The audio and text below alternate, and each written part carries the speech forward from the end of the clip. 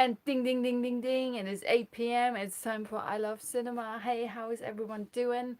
Today, yet another really big day with a big release that is Solo, a Star Wars story. I'm going to be talking all about Solo. Don't worry about spoilers. I'm not going to spoil anything. And should I ever come across a spoiler, I'm going to be holding up my spoiler thingamajig, which is somewhere. I haven't even readied it yet because I don't think I'm actually going to be talking about spoilers. So don't worry about that. Um, Before I'm going to start talking about anything to do with Solo, I want to quickly dash into the news and trailer section. So after the last few big shows that I've had about, well, the first one kind of was like Avengers Infinity War, which also potential tech issues. And then last week I was talking about Deadpool 2. In case you haven't seen that yet, just check it out on the YouTube channel. I think it's like slightly over an hour. I think it's over an hour long. Never mind the tech issues I'm having. I think it's still quite watchable, and I'm trying to bring my points across. But overall, I really enjoyed the film. If you haven't seen Deadpool 2 yet, go and check it out. But also, please have a look at, I think it was episode 8, yeah, because we're now on episode 9. So check out episode 8 if you want to hear me talk about Deadpool 2. And today is the big release of Solo, a Star Wars story, which is what a lot of people have been waiting for ever since The Last Jedi came out. But like I said before, I'm diving into that. Quick one for news and trailers. Now, today I'm actually not going to be talking much about trailers, even though the new Mission Impossible one has come out, revealing a lot more stuff about the film. Showing you some more stunts and stuff like that. I was trying to like watch it like this because I don't really want to be spoiled, because I know that I am going to watch this film no matter what. I don't need to see any kind of marketing material for it because I will be watching this film. I think I talked about it potentially last week or the last few weeks, that I just like Tom Cruise films. Also, by the way, little shout out to Frank, someone who's been watching these videos almost religiously. Thank you very much for watching, Frank, and thank you very much for commenting and tweeting and all of that stuff. It's highly appreciated. Um, I do love the Mission Impossible films, and I think I told you that I'd be talking a bit about it. Mm. Now, the first two, Mission Impossible 1 and 2, so there's a bit of a like a tangential thing. I didn't really like Mission Impossible 1 and 2 as much. Like, they're alright films, but overall I wasn't much of a fan. And then J.J. Abrams did number 3, which was kind of like a regurgitating of the Alias storyline, which was a TV show that he did starring Jennifer Garner, which I was a huge fan of before it deteriorated in later seasons.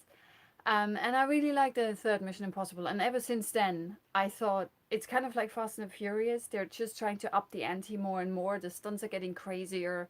And obviously, we hear about Tom Cruise like hanging off the side of a plane for real, and other shit that he was doing for, what was it called? Rogue Nation, I think was the last one. That was also the first one and had Rebecca Ferguson in it. And the new one, I can't even remember what it's called. It's just like, whatever, the next one, the next Mission Impossible one. Rebecca Ferguson is actually the first female in a Mission Impossible film to come back to have like a recurring role, because usually the female characters are only there for the one film. The only recurring roles are the actual Mission Impossible team guys, like, Hawkeye and Simon Pegg, and obviously Tom Cruise. But this time we have Rebecca Ferguson reprise the role from the previous one, and she was, I mean, obviously because she was so fucking awesome in the previous one. I really, really loved Rogue Nation, and the trailer for the new one looks great. I just needed to hear that Rebecca Ferguson's going to reprise her role, and I was like, I'm going to go watch this. I heard something about the crazy stunts that Tom Cruise was doing for the new one, and I was like, I'm going to go and watch this. So I'm not really paying much attention to the trailer or anything regarding the marketing campaign because I'm trying not to get spoiled. Um, if you've watched my show, if you've listened to my podcast, I have a bit of a love-hate relationship when it comes to trailers, because while they are supposed to, get seats and bums, get bums in seats, the problem is that with trailers nowadays, they do kind of reveal a lot of information. A lot of trailers have material in them from the third act of the film. Now, obviously, without the context, you don't necessarily know that, and they're not really necessarily giving away a lot. But the best example from recent years for me, I think, is I mean, just I was thinking of the Terminator Genesis trailer where they were revealing that John Connor. Oh, hey, I'm Moogle Muffin. How are you doing? I'm going to be talking about Solo, but don't worry, I'm not going to spoil anything. But yeah, regarding love-hate relationship when it comes to trailers, yeah, in the Terminator Genesis one, the trailer was kind of revealing a ginormous plot point of the film. And if you've not seen, thank you, and if you've not seen the film, quickly plug your ears. All right, sorry, 3, 2, 1. Spoiler. That John Connor is going to turn into a Terminator, which is a really cool. Oh, you're good. So that's obviously a ginormous plot point in Terminator Genesis, and a plot point that I personally really liked. I thought it was quite cool. But because the trailer gave it away, you were just waiting for this to happen. And I mean, the script wasn't that great either, so everything was kind of like pointing towards that anyways. It was quite predictable. But I was like, the trailer kind of undid a lot that the film was trying to do, which was really, really disappointing. And then in more recent history, I'm also trying not to watch any of the trailers for the new Jurassic World because I know I'm going to watch it because I like the previous one. And they just show you a lot of things, like certain scenes with the T-Rex and certain other scenes where it's like, dude, that's going to be a ginormous big thing when it happens in the film, and you want it to be a surprise in order to have, mega oomph behind it. But if you have it in the trailer and people have seen it like a gazillion times, I go to the cinema at least once a week, I will have seen it 50 million times before I actually watch the film. So when that scene finally shows up, I'm like, yeah, there it is, check this. And it's not going to go, whoa, that is so cool. I've seen it 5 million times before, which is a shame.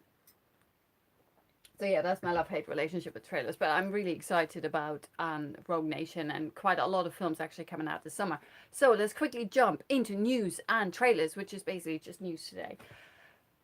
Given last week's release of Deadpool, there's quite a lot of stuff to do with Deadpool, which I find quite exciting. I'm really still surprised how much I enjoyed Deadpool 2, especially considering I didn't like the first one. But we have Deadpool director David Leitch, and I was gushing about him last week because I think choosing him as the director of Deadpool is basically the thing why I like Deadpool 2, because for whatever reason, I mean, I like the first John Wick, which he co-directed. I think he was credited for that. But they even make this little joke in the credits, in the starting credits of Deadpool. It's like, this is directed by one of the guys that killed John Wick's dog, and stuff like that. And he did Atomic Blonde, which is, I'm a huge fan of that. And now he did Deadpool 2, and he's doing a lot of other films coming up as well. So now for me, he's a director to watch, just like I have certain actors and actresses that I have a list of where I'm like, as soon as I hear the name, I'm like, I'm going to check out this film. And David Leitch is now one of the directors where it's like, he brings out a new film, I will be sitting in the cinema and watch it. Because he's just so good with like his visuals, his stunts, his choreography, everything is really good. He understands how stuff works. And he's really good at bringing that across. And that's one of the things I really, really loved about Deadpool 2. And I think that is what makes it so much fun. It doesn't feel clinical and boring and stuff, even though there's like in the first one there was obviously lots of action happening, but it felt like it didn't have a soul and a heart. It was just like there's action for action's sake, but it wasn't really cool, and you didn't go like, whoa this, whoa that. Whereas in the second one I had that all the time, just like in John Wick, just like in Atomic Blonde. And the common denominator, David Leitch, director of Deadpool 2, right? And now he wants to break the video game curse with a new film that he's directing, and it's the Division film. So there's a video game called The Division. I haven't personally played this, but I would have probably not even bothered watching it. It's not been on my list, on my radar at all. However, then I heard this news about him trying to break this like video game cycle, because obviously, unless you're not aware, usually there've been dozens and dozens of films based on video games. And I think for me at least, the most prominent ones are the Resident Evil ones. And I actually quite like them because they're a bit B or C category horror movies. You know, they're kind of like weird but entertaining. I'm especially a fan of the first one. But usually, you know, when you have like Doom and Max Payne and a lot of other things that I'm currently blanking on, they're usually not very good. And there's this, not really a trope, but there's this thing, for lack of a better word, that if you are trying to make, like, look at the last one was Assassin's Creed, basically, which, I mean, it wasn't a full-on disaster, but it wasn't a good movie either, and that starred Michael Fassbender, right? So usually video game films are not very successful. They don't do very well because they are basically not very good films. And he's now trying to undo this with the Division film. And considering the last few films that I've seen him direct, I think he could potentially pull it off. Considering now I'm a huge fan of his. So there you go. So yeah, I mentioned John Wick, Atomic Blonde. He's done Deadpool 2. One of the things I didn't know, that apparently Jessica Chastain is set to star in the Division film alongside Jake Gyllenhaal. And if you know me, if you've ever listened to anything that I put out there, or you follow me on Twitter, you know I'm a huge fan of Jessica Chastain. And she's like on the list of actors that when I hear that name, I'm gonna go to the cinema. It doesn't matter what the film's about, I will go and watch it. Loved her in Molly's Game. Like that's the previous one, like the recent one that she starred in that I really, really loved. If you haven't seen Molly's Game, so, so good. Check it out. So she's a huge reason for me to go to the cinema. And she's going to be in the Division game. So I have David Leitch directing. I have Jessica Chastain starring. So baby, just tell me, where do I book my tickets? I know they haven't even started shooting it yet, but you know. And according to Variety, the Division will begin filming after the Fast and Furious spin-off movie starring Dwayne Johnson. Because that's what Leitch is doing next, I think. Because he's directing the spin-off, which like I really like the Fast and Furious franchise anyway. But then you have a director that I also like, a director who's really good with action, like Leitch. Can't wait to see it. Plus, I love Dwayne Johnson. I mean, who doesn't love The Rock? He's he's really good. He really gets a lot of bums in a lot of seats. He's just a powerhouse. You know, he's not gonna win an Oscar anytime soon, but the films that he makes are so much fun to watch. It's just absolutely fantastic. So I'm really excited to see that. And then Leitch is going to do The Division starring Jessica Chastain. So I'm really excited for that one as well. And since we're just talking about Leitch, who used to do John Wick, we have just had some cast announced for John Wick 3. And it's apparently just called John Wick Chapter 3, which is a bit weird. They might come up with something else. But apparently we have Halle Berry, Angelica Houston, Asia Kate Dillon, and several other badasses from The Raid are all going to be in John Wick 3. And if you remember John Wick 3, we had Keanu Reeves, obviously, is John Wick. And he plays this like really well dressed, and he's like a puppy loving hitman with a heart. And last time we saw him, he was in New York. He just kind of like fucked something up because he disobeyed a rule of the Hitmen's Association or whatever, because he murdered someone in that headquarter or hallowed ground or whatever it is. And now he's basically on the run because every contract killer is after him. And that is where we're going to pick up. And apparently that comes out May next year. So I'm really excited for that one. And with that one, we get into a tiny bit of Deadpool news. Apparently, we're going to be greeted with an extended cut when it comes out on home video. There's also some rumor that maybe the extended cut might make it into cinemas, but that's probably just some BS, really. But considering how much fun I had with Deadpool 2, which I say it again, I'm really still fucking surprised how much I enjoyed that film. Director David Leitch, again, mentions that 12 minutes were cut from the film that he's shown studio execs. They wanted him to cut it out, and it's usually just like a few bits and bobs here, so not like ginormous scenes that are missing, mostly jokes that were changed. So he's currently trying to work it out with the writers, how to put it all back together, and to what it sounds like bring out an extended cut for the home video release, which I'm really excited to go and see. They mentioned some of the scenes that will be in there. You know, there was this whole prolonged sequence in the kitchen when Colossus tells Deadpool about how he has to label food in the fridge and stuff like that. So a lot of stuff that is kind of already in the film, but the details were cut out to make it a bit shorter. And I think the film is exactly pretty much 2 hours long. So another 12 minutes is not going to hurt. Like, for example, Solo, I think is 135 minutes. So that would be what the new Deadpool would be then. And speaking of the writers of Deadpool 2, do you remember how, I think it was last week, I was talking about potentially being a Zombieland 2, a Zombieland sequel, Zombieland 2. Now, the writers were talking about how they were hoping to make that and potentially get the original cast back and yada yada and having it released next year. Um, and there was a website I've come across who were saying that they have some plot revelations when it comes to the sequel. Sounds a bit like mumbo jumbo, but I'm just going to tell you. So, in the original in the original film, Zombieland, we had this group, you know, Woody Harrelson played Tallahassee and Jesse Eisenberg played a guy called Columbus, with Emma Stone in there, whose name was Wichita, and the little girl, Abigail Breslin's Little Rock, and they were just like banding together. And apparently this time they must band together again to stop some super zombies. So not just random zombies, but some superpowered zombies. And now they're joined by a new group of zombie fighters called Reno, TB, Cleveland, Madison. It's like, whatever. And Splash Report's the website where I found this on. So this is what it is. So Reno is the Eve to Tallahassee's Adam. She's everything he could ever dream of. Badass, skilled, strong. They're a match made in heaven. If only she would take him. TB is Tallahassee's spitting image. Essentially the same person. Similarly with Columbus and Cleveland. Madison is a ditzy blonde who Columbus hooks up with after Wichita freaks out from the lack of zombies. Lack of brains. And leaves. Yeah, so apparently that happens really early on. So apparently they consider it not a spoiler.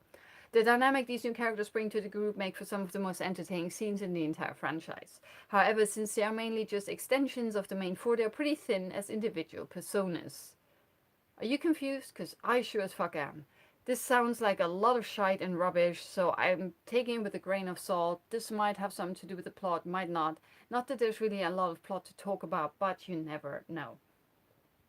And still, with Ryan Reynolds and the writers coming from the writers of Deadpool, who are also writing Zombieland.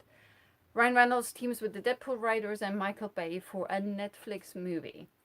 So Reese and Wernick, the writers of Deadpool 2, who are also the writers of Zombieland 2, potentially, are teaming up with Reynolds and Bruckheimer for a Netflix movie called Six Underground. Six as in 6. And that involves 6 billionaires who fake their deaths to become a group of heroes who go after bad guys.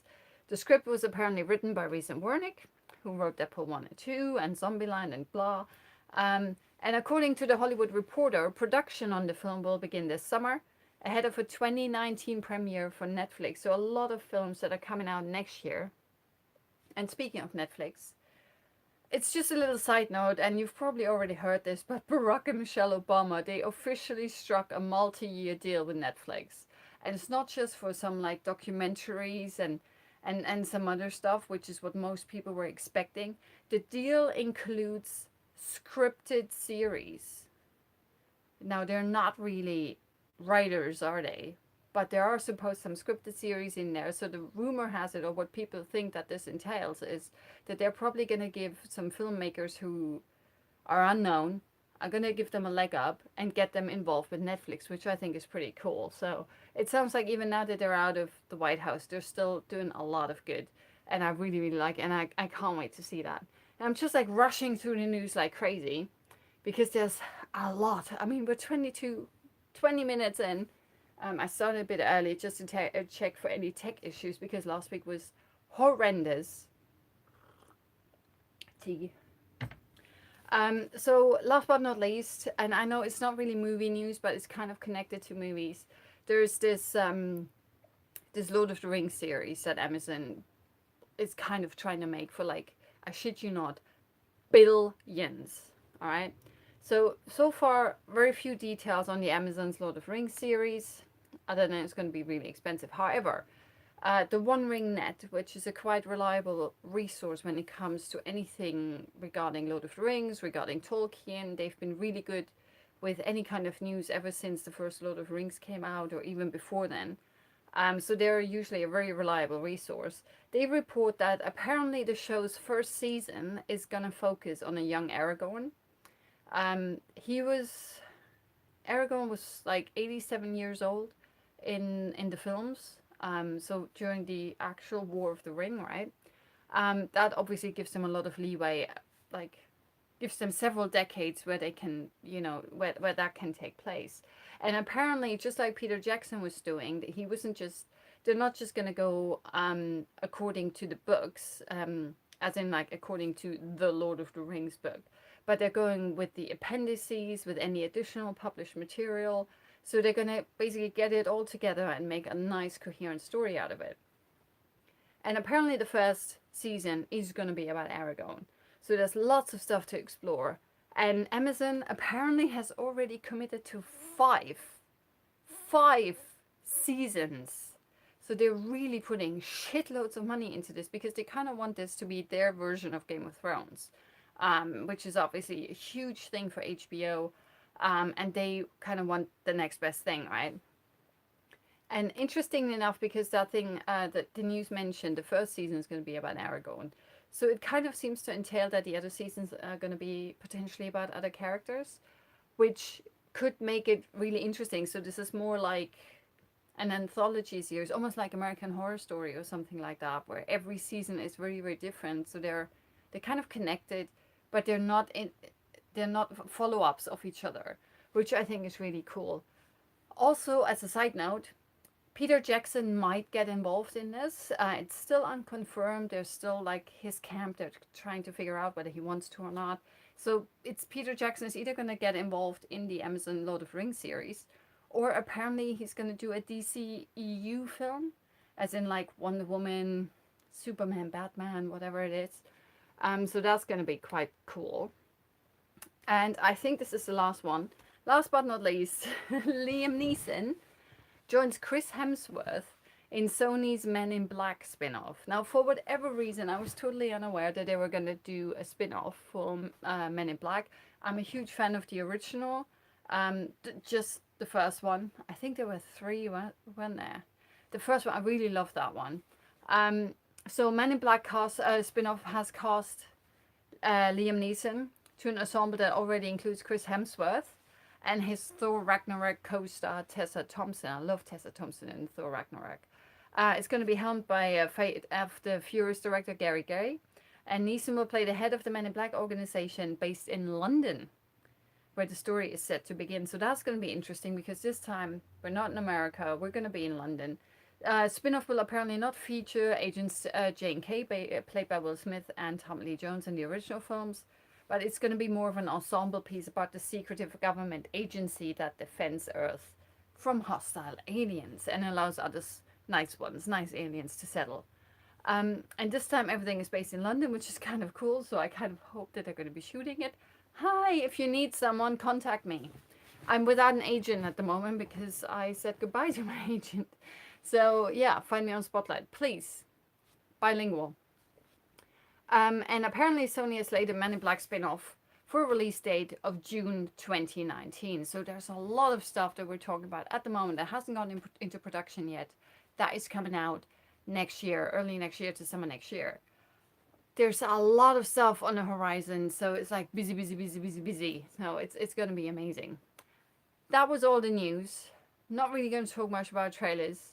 Other than, I think it's called Skyscraper, which is Dwayne Johnson's next film. Because this guy, I don't know, does he sleep? Does he actually sleep? I have no idea.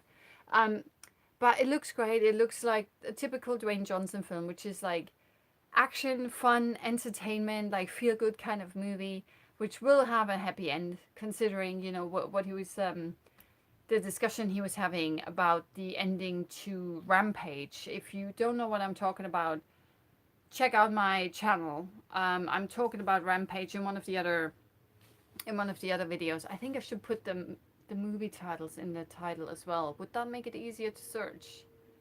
I'll have a think about that. But yeah, so he was basically saying like my films stand for something, and my audiences expect like my films to go a certain way. My films are light-hearted entertainment, and they're not going to have a gruesome ending or something like that. Because the original ending to Rampage was a bit different than what actually ended up in the film. And I'm quite glad that it was changed according to what Dwayne Johnson wanted, because I prefer the ending it currently has. But we'll see how that goes. Quickly, before I dive into Solo, a Star Wars story, I just want to plug something real quick. One of my mates, Sean Francis, she's an actress and a nurse, and she has recently started, well, recently, I think in the last 3 months, 6 months, something like that. It's fairly new still. She started a web series. It's called A Nurse's Therapy. It's on YouTube, and it's all about um, a woman that is encountering issues at work. She is then kind of made to document her daily life in a video blog to kind of get over her issues. And there's like this weird storyline happening at the moment. It's like where we find out that not everything is nice in her life, not just work, but also she has problems in her private life. Her husband seems to be a bit abusive and stuff. So go check it out. It's really nice. I'm not just plugging it because I have one or two cameos in there. It's really cool. It's basically um, dealing with domestic abuse. It will be dealing with a lot of other issues as well. It's definitely more dramatic. It's a bit soapy, but do check it out. tinyurl.com and nurses therapy. I definitely use the tiny URL because it's really hard to search for it at the moment on YouTube. But when you see that image, that blue nurses coat, then you're on the right channel. So go and check it out. Let me know what you think. They should have had a new episode gone live about an hour ago, so check it out.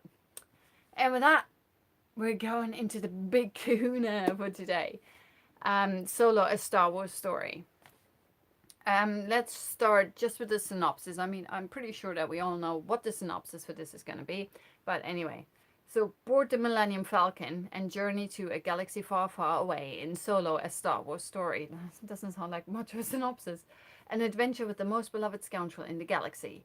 Through a series of daring escapades deep within a dark and dangerous criminal underworld, Han Solo meets his mighty future co-pilot Chewbacca and encounters the notorious gambler Lando Calrissian in a journey that will set the course of one of the Star Wars saga's most unlikely heroes. Doesn't really tell you much about this other than this is about Han Solo, how he met Chewbacca and Lando, and does some, scoundrelly stuff. That's basically what it is. And that is kind of what the movie actually is about. It stars Alden Ehrenreich. I'm not entirely sure how you pronounce that name. Ehrenreich. His ancestors must have been from Germany. I don't know. He plays a young Han Solo. Then we have Woody Harrelson playing Beckett. We have Emilia Clarke as, Kira. Donald Glover plays Lando Calrissian. And we also have Thandie Newton and Paul Bettany in there. More on them later. I just want to say from the get-go that I think I've recently talked about this as well, that my expectations weren't very high for this film. I talked to one of my mates who managed to get into the press screening a few days ago, and he told me basically not to get my hopes up. Like, it's a decent flick, but that's it. He was like, yeah, it's all right. So my expectations for this film were very, very low. I expected not to like it. And funny enough, I did like it. I really did like it. Now, I wouldn't say that it's fantastic, but I had a lot of fun with this from start to finish. The ending gets a bit convoluted, but there's like certain bits and bobs that they just kind of have to put into the film in order to make it a proper Solo film. There are things that you as a fan, I guess, will expect to happen or to be dealt with in this film, and that doesn't necessarily work with the narrative that well, but it's easily forgivable. I was really just like with Deadpool. I think maybe I just always need to have absolutely zero or mega low expectations of a film, and then I will really really like it, instead of having high expectations, because then you're just gonna go, oh yeah, it wasn't that great. Because yeah, I had zero expectations or really low expectations for Deadpool 2. I ended up really liking the film. Same here with Solo. I'm surprised how much I enjoyed it. And even though I had a lot of fun with the film, I still have to say that I do not agree with Alden Ehrenreich as Han Solo. Like, he's doing a decent enough job, but he just. I mean, it was always going to be really hard to fill Harrison Ford's shoes. That charisma and that cockiness is just not easy to replicate. Unfortunately, I think that Alden Ehrenreich just doesn't have it. There are a few scenes or a few moments within scenes where you see it, and that is amazing. That is absolutely amazing. And you're like, now he just turned into her. That was Han Solo just now, but then he loses it again, which is a bit annoying. Maybe he just needs to. I don't know. It's because there are big shoes to fill, and that must be quite intimidating, especially for a young actor. I mean, it's already intimidating enough if, as a young actor, you get a Star Wars gig, you get the lead in a Star Wars gig. That must like I think my brain would fry if that happened to me. I can't even imagine what that must be like. And then on top of all of that, you're playing one of the most iconic characters in cinematic history. Um, Someone who is also still alive. I mean, obviously, I mean, Harrison Ford, Han Solo is fictional. Um, but it almost feels like like Alden Ehrenreich was trying to emulate and really impersonate Harrison Ford, instead of just being a cocky, assured, smartass himself. So I'm not sure if I'm making my point correctly, but it's like you can't take someone else's cockiness and make it your cockiness. You're cocky in any annoying characters in Solo. Um, I don't think so, and I think this is one of the reasons why I really enjoyed the film. Um, the most annoying one to me was actually Han Solo himself, because I find that Alden Ehrenreich just he didn't really get the heart and soul of what makes Han Solo. You know, he was trying to be cocky, but it was more like that whole thing of you're pretending to be confident, you're pretending to be cocky, but you're not actually cocky. And it's also I for me personally, when I look at him, he doesn't look like Han Solo just because he has a floppy brown hair. He doesn't have a very strong jawline, which to me Han Solo has always had. And you look at Alden Ehrenreich in the film, and he looks too soft in the face for someone who has had the upbringing the character is supposed to have. He doesn't look hardened at all.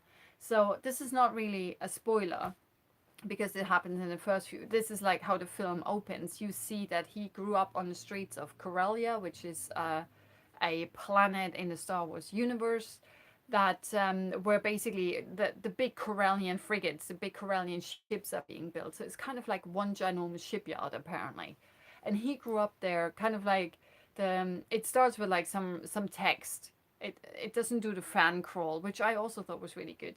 It starts with some text and it reads like Oliver Twist, you know, being a little child, taken off the streets, taken in by someone who's just going to exploit you. That was his life, right? That he's trying to get away from.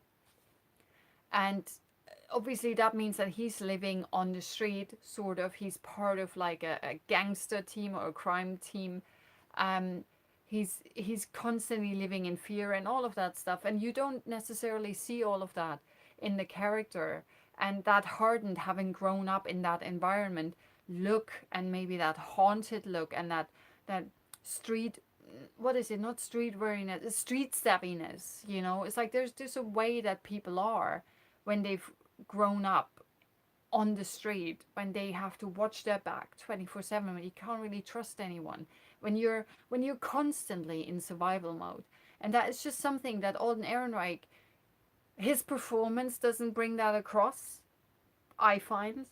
And his look sure as hell doesn't. He looks he looks like such a baby face. And that obviously is because he's supposed to be younger, so that could potentially make sense.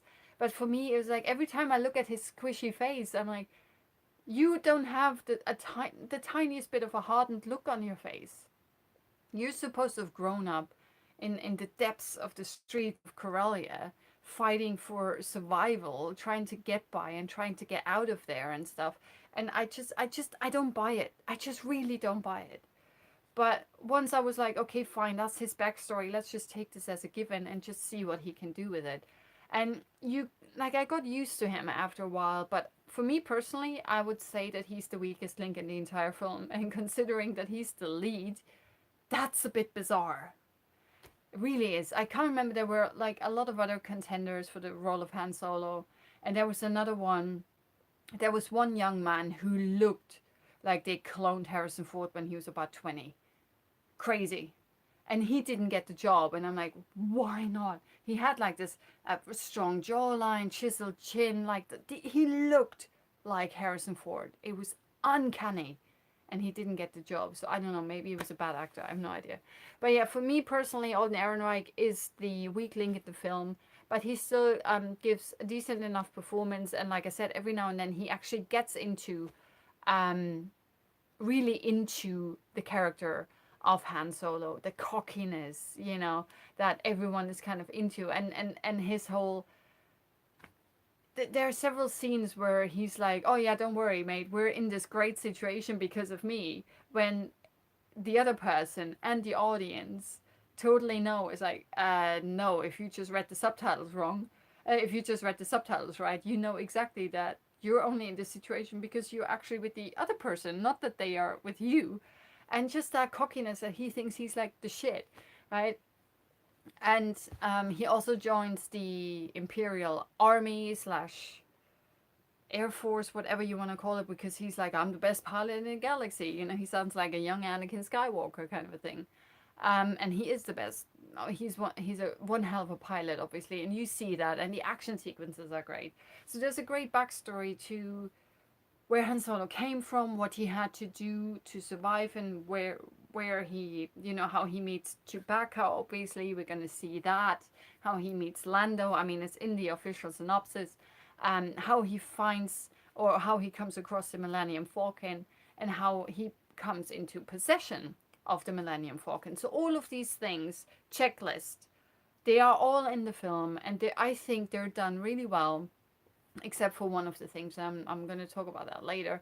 But I really enjoyed it. One of the highlights for me, and that's kind of like why I thought, why I thought that was really cool in regards to talk about Deadpool and David Leitch, because obviously David Leitch is a really great fight and stunt director.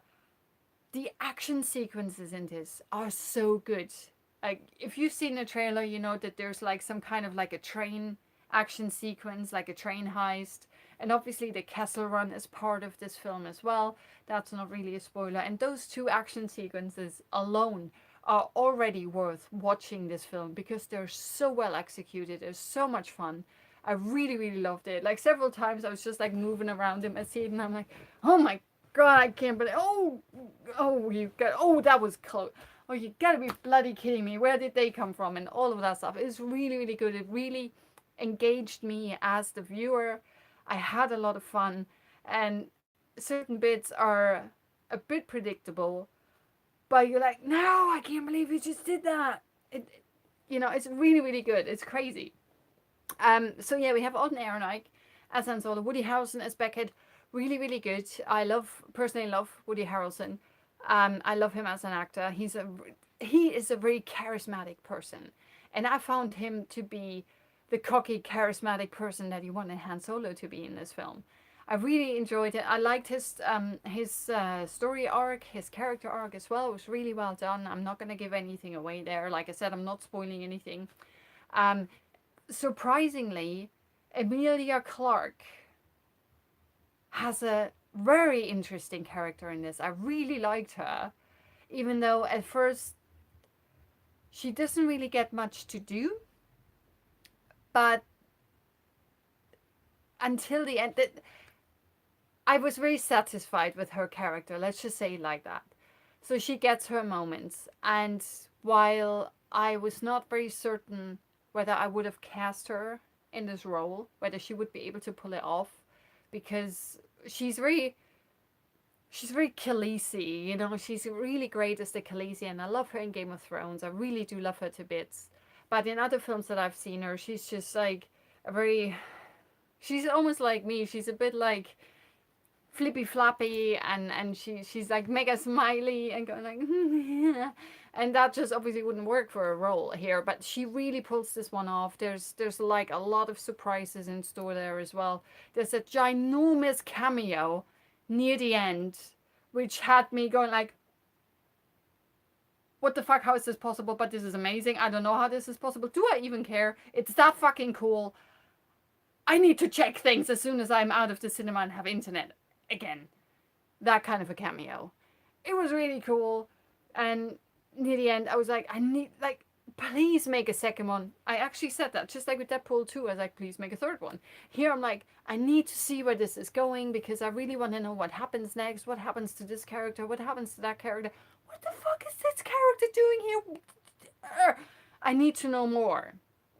And I haven't had that since I've seen The Force Awakens. Um, I love The Force Awakens. It kind of reawakened my love for Star Wars. Um, and I was very disappointed in Rogue One, and I was very disappointed with The Last Jedi. So, funny enough, it is Solo, a Star Wars story that kind of is my second Star Wars film in recent years that I really thoroughly enjoyed. I mean, don't get me wrong, it's not perfect. There are things in there that are not great. Certain things don't necessarily make a lot of sense or could have been done better potentially, but overall, I had a lot of fun with it from start to finish. And the funny thing is that even though it's called Solo and it should all be about Han Solo, I actually don't give a shit about Han Solo. I loved all the side characters, all the supporting characters. Like Chewie, obviously fantastic, and how they meet is great, and how they become best friends and stuff. It's just it makes sense, you know. It's not just like this happens because the script fucking says so. No, it actually has a proper like execution, and it actually makes sense why this is happening. And the same thing with like Emilia Clarke and Woody Harrelson, Donald Glover, fucking fantastic as Lando Calrissian. I never really gave a shit about Lando Calrissian in the original trilogy. I was like, yeah, whatever, he's a plot device. Sorry about that. I know there's a lot of fans of his, but I just never really cared about the guy. This time, I'm like, I get it. He's cool. He's got something. And he's got this robot who's his co-pilot, who's called L3. And it's a female robot. I don't know why the robots in Star Wars always have to have a gender. Or robots in general apparently have to have a gender. The person who's voicing the robot, and I looked up the name and I totally forgot it again. And I'm so sorry because the voiceover artist was fucking fantastic. I thought it was like, can't remember her name now. That's so bad. The black lady that was in Ready Player One, who played like the big orc, who turned out to then be a black woman, who like driving the van. And I'm blanking on her name right now, and I can't believe that I'm blanking on her name because she's fucking fantastic. But she's got like a lot of attitude, and she's just fucking awesome and everything. And that's kind of what the robot is. And the robot has a bit of a swagger as well and walks like, you know, a girl with a bit of a booty and stuff. And I was like, this is fantastic. And it has a lot of personality, and I really enjoyed that. And we also have Thandie Newton and Paul Bettany. Paul Bettany comes in quite late in the film. He's kind of like, I mean, he's pretty much a plot device, but he's sort of like the big bad who like the crime lord, so to speak. And he has a really interesting look. And I don't really want to give too much away there, but I loved his performance, and I think his character is an addition Ron Howard did or something like that.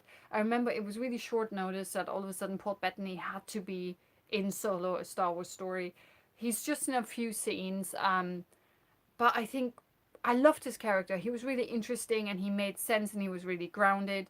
And that's one of the things that I liked about all the other characters as well. They're all really grounded. They felt very real, that they all have their own history and stuff like that. And I thought that was really well done. And Thandie Newton is great. She only has a really short stint in the film, which is unfortunate.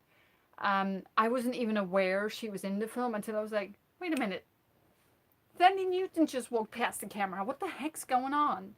And she has a very memorable role as well. Um, and she has a really cool scene. Like everyone has like a moment to shine, which I thought was great. I actually really cared about the characters this time around. Like when I think of Rogue One, I'm like, I can't even remember any of these characters. We had Jyn Erso, and then the Latino guy, and then the Force Jedi who wasn't a Force Jedi, and the guy with the machine gun. And I think that was it. I don't remember anything. It was like I did not give a fuck about those guys. When spoilers for Rogue One, when they all died, I was like, shit happens. It's a war, right? The last 10 minutes with Darth Vader, that was awesome, and that was it. That was the only good thing about Rogue One. Now this one I really enjoyed from start to finish. And all the supporting characters are really good. They're really memorable. They stick with you. You care when they're no longer there. That's not a spoiler because I'm not telling you who dies. Um, and yeah, I really liked it. I love that we find out where Han came from, how he met Chewie, how he met Lando, how he got the Millennium Falcon, the famous "I did a castle run in 12 parsecs." We will see that. We will find out what that is and what the hell is going on and why parsecs apparently is a time measurement instead of distance. We also learn why he is called Han Solo, which I didn't even know that that was a thing, but apparently it was. I'm not going to tell you about that. And you know how in Force Awakens we have like this, the dice. I've never noticed this in the original trilogy that Han Solo has the dice and then Luke gives it to Leia and all of that stuff in The Last Jedi. The dice here, is he really called Dave? Dave. Who's called Dave? Is he really called Dave? Wait, did I just call someone Dave? Who's not supposed to be? Who? Who's called Dave? Han. Oh, his name is Han Dave Solo. I cannot tell you because it might be a spoiler. So you will have to go and see it yourself. But for the dice origin, you don't really find out where the dice came from. But right in the first minute of the film, Han steals a speeder and he hangs the dice on there and they get prominently featured on screen. Like they fill out the entire screen. And I was like, what's with the dice? It's like, okay, he's got the dice, but what the fuck are they so important? And what's the origin? What the fuck, right? He just has them. We don't know how he got them. So I don't understand the significance of it. He already has them, so they must have some kind of a significance to him. Maybe his mom gave that to him or his dad. His dad is quickly mentioned in the film. I'm not going to say anything else other than that. So maybe he got it from his dad. It's not mentioned. If it is and I missed it, do let me know, alright? So the action sequences are great. I mentioned the train heist was fucking awesome. They even have the train leaning sideways, which adds some predicament and added action to everything, and it was fucking fantastic. I was like, oh yeah, we're just on top of this train, blah blah blah, and then it goes ka-chunk, and I was like, oh my god, it's awesome.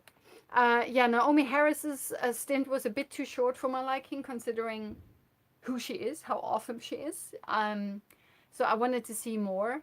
But overall, I want to know who Naomi Harris's agent is, because even though she's in the film for, it feels like 10 minutes. And she gets one of the top billings. I think it's Alden Ehrenreich, Woody Harrelson. Is it? I think then it was Naomi Harris and then Emilia Clarke. So she got like really top billing, even though she's hardly in the film. So her agent is really good. Yeah, this is a bit of a spoiler, so I don't really want to get into that. There are characters that we're obviously losing. Not that it's not really obvious that we're going to be losing them when you really think about it. who Han Solo is and what he's good at, and you know, all these kinds of things. There are some really great characters that are being introduced. Even the ones like Naomi Harris that are only in the film for like what feels like 5 or 10 minutes. It might have been a bit more, but they only have like a handful of scenes, if that. Um, and they're memorable and they have their moment to shine, and that is what's so fucking fantastic about it.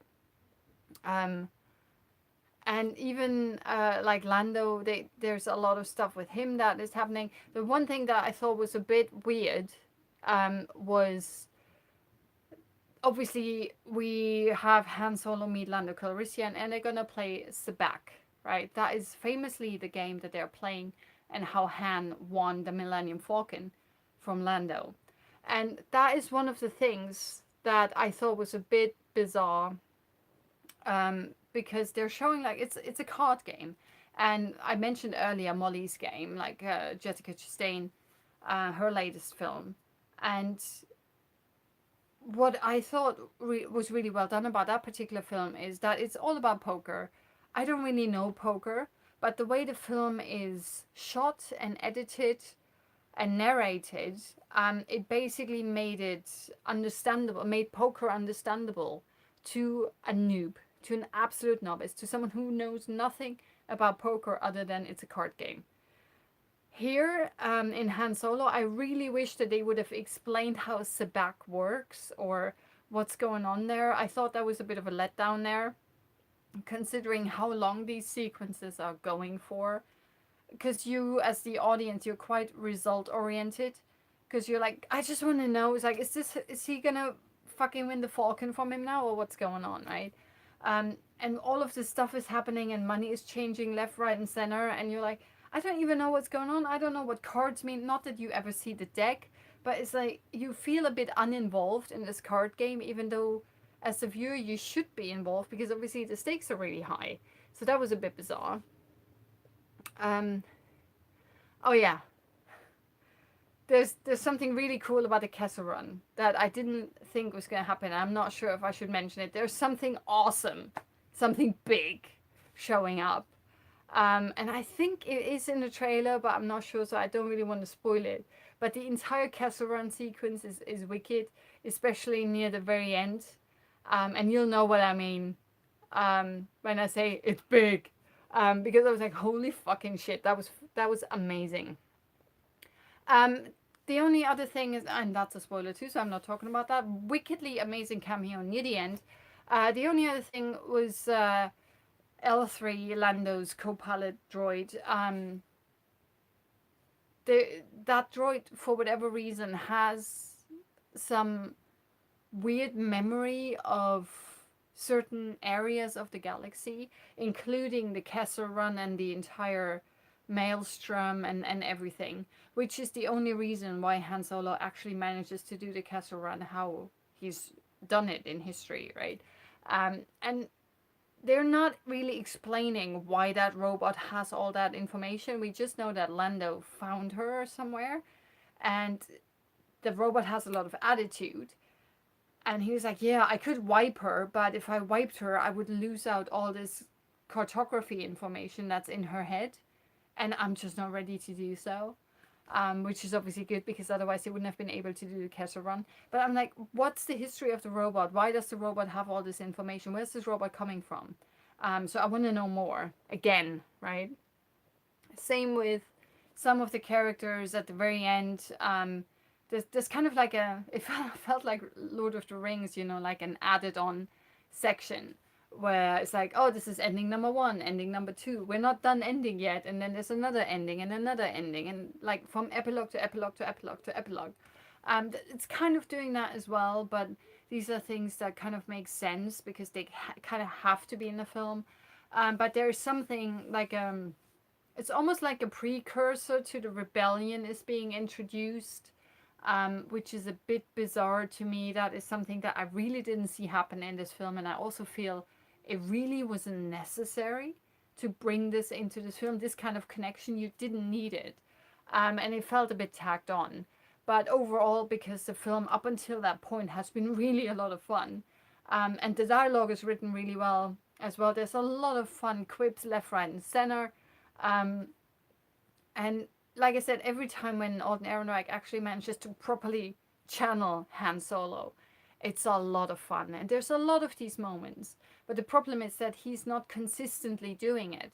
And that's why it doesn't feel like much of a Han Solo film, unfortunately. Um, Overall, I would still say this is definitely one of the highlights of the Star Wars films for me. I mean, I'm not going to really compare it to like the original trilogy or the prequel trilogy. I kind of like all the Star Wars films to an extent or less, but I thought that this one was really well crafted from start to finish. It's quite coherent and consistent in its entertainment value. The action sequences are fucking amazing and they do take their time, and they're properly built up. There's a lot of surprises happening while certain plot elements are quite predictable, but that doesn't negate how much fun I had with the film. So overall, I would highly recommend watching this, not for Alden Ehrenreich being Han Solo, but just for the entire ensemble. This is more an ensemble piece, which is funny because the film is called Solo. Um, I think this more than anything is a proper ensemble piece, and I had a lot of fun, and I'm glad to see that Emilia Clarke gets to do a bit more and gets to play a bit more of a multi-layered character, even though of course there's not a lot of there's not a lot of chance to actually show you all of that, but a tiny bit, and which is why I'm really intrigued now. I want to know more about her character, about some of the other characters. I want to know more about the crime organization that comes up here, Han Solo and Chewbacca, all of that. I think it's just a beautiful setup for the next film. Whether it's going to be a solo film or whether that might lead into the potential Obi-Wan film, I'm not sure. Um, Whereas with Rogue One, I thought was a bit stitched together and didn't really flow very well and didn't make a lot of sense in certain areas where certain bits were only happening because the script said we're going there, whether it makes sense or not. This one to me had a proper flow to it. The narrative worked, the actions for the individual characters worked, all the twists and turns that are happening, especially in the third act. I think they all worked out and they were quite fun and entertaining. Some bits are a bit over the top, but I still think that doesn't negate the fun that you're having with the film. So overall, I am highly recommending this one. Um, and yeah, it's funny, but I'm highly recommending it. But I also think it's like that keep your expectations low, and I think then you will enjoy it. If you expect Alden Ehrenreich to really channel Han Solo, I think you will be disappointed. But the rest of the film really is a solid film, and you just have to forget about that it's called Solo. It should just be called A Star Wars Story. Um, and then I think it works. And it works really well. There's a lot of really good blaster fights and action sequences and stuff. And it's a very good Star Wars film, I think, without anyone sort of using the Force. So do check it out. And with that, we're basically at the end. I still haven't been able to talk to you live of the party or whatever. All right, I'm just gonna quickly add on 10 minutes or something because it's my show and I do it. I do what I want to. All right, let's talk about Melissa McCarthy and Life of the Party because I didn't get a chance to do it last week because of Deadpool 2 and me just ranting about Deadpool 2 and encountering tech issues, which apparently I haven't today, so that's quite good. Life of the Party, quick synopsis. When her husband suddenly dumps her, longtime dedicated housewife Deanna turns regret into reset by going back to college, landing in the same class and school as her daughter, who's not entirely sold on the idea. Plunging headlong into the campus experience, the increasingly outspoken Deanna, now D-Rock, embraces freedom, fun, and frat boys on her own terms, finding her true self in a senior year no one ever expected. Now, the film's co-written by Melissa McCarthy, who also stars in the lead role, and Ben Falcone, who's her real-life partner. It's also been directed by Ben Falcone. It stars Melissa McCarthy, Molly Gordon, Gillian Jacobs, Maya Rudolph, who's hilarious in this film, and Debbie Bryan. And I'm not really going to talk much about this, other than I was really surprised how funny the film is. Certain bits are a bit cringeworthy, just like what I find with a lot of Melissa McCarthy films. Even though I love her, I'm a big fan of hers, and I really like watching her films. I find her hilarious and funny, but sometimes certain bits are a bit cringeworthy, and this film is evident of this as well. Um, there is, however, a absolutely brilliant scene. I think about halfway into the film, it's the restaurant scene, and you will know exactly what I'm talking about. And it's a reveal scene, and that is a reveal that no one in the cinema, including myself, saw coming. And everyone just howled with laughter when this was revealed, and it was hilarious. This is the kind of film that you want to watch in a packed cinema. It's just a lot of fun. It's stupid, but a lot of fun, and it's laugh out loud funny. I had so much fun with this film. It is absolutely ridiculous. The restaurant reveal scene, and then just everything else. It deteriorates a bit towards the end, where certain characters are being really lazily written and all of a sudden are turning into dumbass idiots. And it doesn't make a lot of sense. And you also have a fucking cameo by Christina Aguilera. And I was like, oh god, someone save me. But then she starts singing, and it's one of the songs that I really liked. I can't remember what it was. Oh, I think it was Stronger. I think she sings Stronger, and it was just like everyone was like bopping and dancing in their seats, and it was just like, it was so cool. It was stupid. It's absolutely fucking stupid, and it's not necessary, but it was a lot of fun, and that's kind of what sums up the entire film. It's a bit cliche overall. It doesn't reinvent the wheel or anything, but it's just solid fun. Laugh out loud moments. You're obviously gonna hate on the husband who's just like leaving his wife of what, 20 years or something, because he met someone who's 22 years old. You know, he's having the proper midlife crisis, and she's like, I put you through college. I never ended college myself. So she goes back to college, into the sorority that her daughter is in, and her daughter's like, I can't be in college with my mother. It's just absolutely hilarious. It shouldn't work. It should be totally cringeworthy, but all the actors kind of make it work, and it's just so much fun. It's over the top, and it's totally unrealistic with some of the stuff that happens in there. But it's a fucking comedy, you know. It doesn't have to be very grounded, does it? The people I was with, and I went there by myself, but the audience I was with had a lot of fun with it. People were howling with laughter. It was so hilarious. Like literally, it was just really good, solid fun. You can't go wrong watching this. Just, I don't know, take your date, have a look at this film. You know, have a good time. It is really really funny. Don't worry about the end. It's like no one gives a shit. It's just solid fun. Um, they're all obviously really flat characters. The only one who actually gets a bit of a backstory is Melissa McCarthy's D-Rock.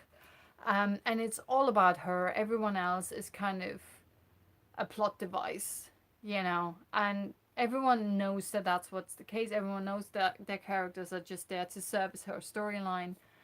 So as long as you've got that in your head, that's all that you're gonna need to know.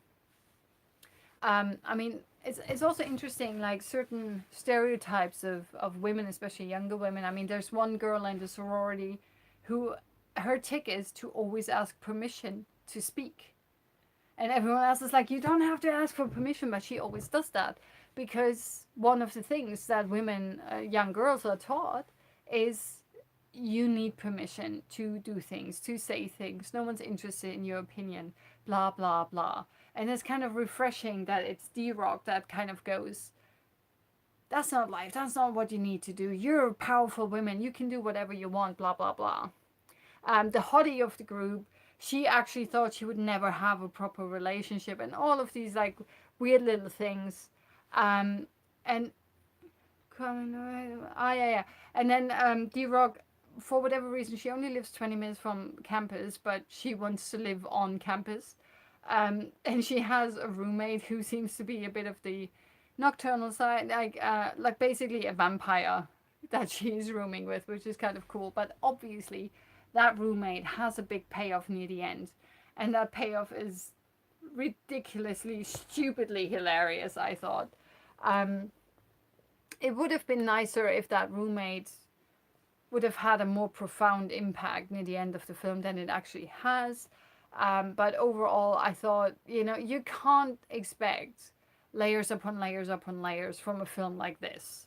This is just stupid, hilarious entertainment. I mean, it's kind of like when I was trying to think what film I was thinking of when I was talking about this. Amy Schumer's I Feel Pretty from a few weeks ago.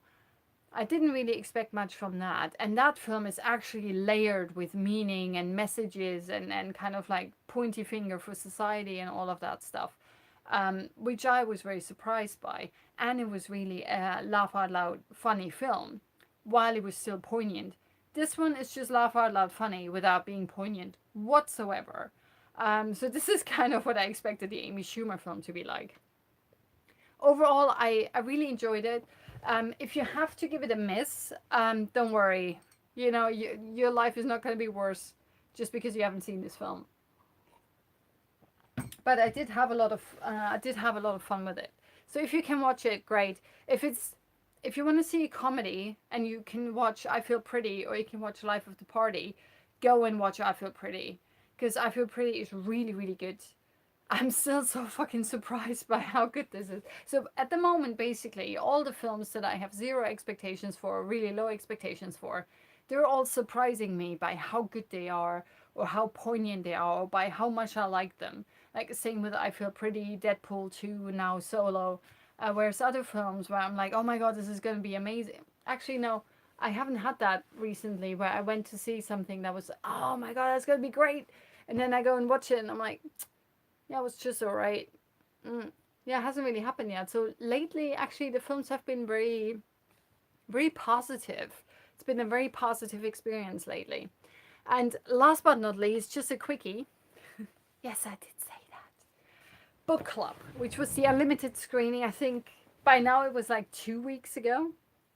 It's a film starring Diane Keaton, Jane Fonda, Candice Bergen, and Mary Steenburgen. Like four powerhouses. And it's four lifelong friends have their lives forever changed after reading 50 Shades of Shite in their monthly book club. And yeah, I know it's called 50 Shades of Grey, but fucking hell, 50 Shades of Shite. So when I heard about this, I was like, oh my god, don't even get me started on 50 Shades of Shit. I really don't want nothing to do with it. And I was like, but given the star power that's in this, I was like, I have to go and see this. So I did. It's not a waste of time, but it's also not necessary to really watch this. I wouldn't recommend this film to anyone, really. You can see it, but you can be really Swiss about it. It will not make a dent in your life whatsoever. It makes absolutely zero difference whether you watch this or not. Absolutely zero difference. So I already said what it's about. There are a few laugh out loud moments, but they're really far in between. I was really surprised by that. The film has a lot of pacing issues. Now, overall, I would say it's not a waste of time, but I also really wouldn't recommend it. One of the things that was getting a bit on my nerves was Diane Keaton. Diane Keaton does her usual Diane Keaton shtick. Now, last year there was a film with her and Brian Gleason. Hampstead? Was it just Hampstead? I think it was Hampstead. And that was really good. That was really cute and charming and that was entertaining and just, that was really solid entertainment for 1.5 hours or something. In this one, she's just neurotic and annoying and I'm like, how could anyone be attracted to that? And obviously she also meets someone because she reads 50 Shades of Shit. And she meets Andy Garcia. And I'm like, really? She's crazy.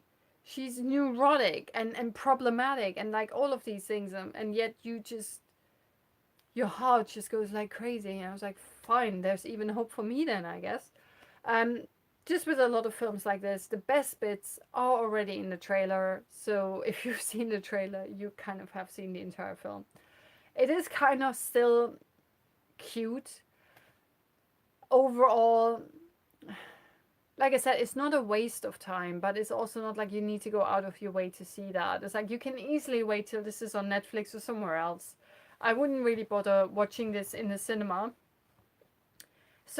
Actually, I was saying that the best bits are in the trailer. There's one bit that was in the trailer that the entire film I was like, when's this happening? When's it? What? There's if you've seen the trailer, there's a black lady who works at the airport. She goes through the book and she's like, "This is nasty" or something like that. Just delivering that line the way only a black lady can, which is fucking awesome. This is nasty. Like, I love the way that like black women can do this, and just the way that they talk, and that the sass and the attitude. I was like, goddesses, like such goddesses, really. She's cut out of the film. Like, if I was that woman, I'd find the director. I was like, what you thinking? I can't even do it, right? But I was waiting for her to show up, and as soon as the credits started rolling, I was like, hey, the black lady from the airport, she was missing in this. Oh yeah. I was like, yes, not cool. Other than that, this film is pretty much, yeah, hit and miss. Like if you miss it, if you watch it, it's, yeah, very Swiss. It doesn't matter. Doesn't matter at all. So, just to recap. Oh, too far. Go and see this one. Solo, really good. I really enjoyed it. But keep your expectations low. That will make for good viewing. Life of the Party was good, but if you have to choose between that and I Feel Pretty, go for I Feel Pretty. And this, you probably have way better things to watch than this, because we have Deadpool out as well. A Quiet Place is still out. Other shit's coming out next week that I haven't even checked yet. So much good stuff out, so you don't really need to go and see this. This one, really liked it, and I think you will. Hopefully you will too. I think it's what a lot of people have problems with this film is that it's not much of a Star Wars film. It's just a science fiction film. It doesn't really add anything to the Star Wars lore, which I think is the first film in the entire Star Wars series that doesn't add anything. Because even Rogue One gave us this lead in into A New Hope, and the last 10 minutes with Darth Vader going through the corridor, which is just so fucking epic.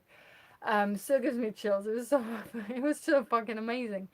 But this one obviously doesn't really add anything. We knew that Han and Chewie meet, and that he met Lando, and that he got the Millennium Falcon off him, and blah blah blah. That is given knowledge, even if you've only seen the Star Wars films, right? So in addition to that, we're not really getting anything new out of it. Nothing major, at least. So I think this is pretty much the first Star Wars film where we've not had anything added to the lore, to the canon, to the whatever it is. But if you just forget about that, it's like, it's just a Star Wars story. It's just a Star Wars story set in the Star Wars universe. It doesn't matter whether it adds anything to the encyclopedia. It's just a lot of fun and great action sequences, and the characters are all great and memorable, and I've really, really enjoyed it. I think I'm probably going to have to see it again, just like Deadpool 2. I have to go and see it again. Funny. And it's really, really funny that the films that I'm like, I'm probably not going to like it, and now I'm like, they're really, really good. I really enjoyed them. Go see Solo. Go see Deadpool 2. Have fun. I'll see you guys next Thursday at 8 p.m. Thanks for watching. Have a good one.